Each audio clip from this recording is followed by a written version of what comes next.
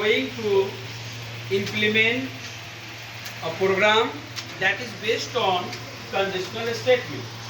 Conditional statement, you know, different types of conditional statement. First is if we want to check a single statement, we apply a if condition.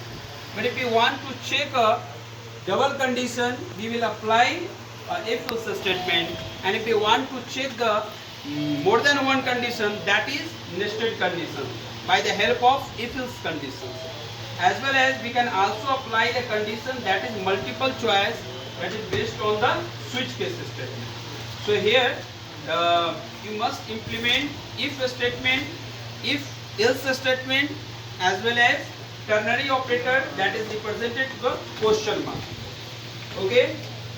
First you must define the preprocessor directive. This is very important. Without defining the preprocessor directive, you cannot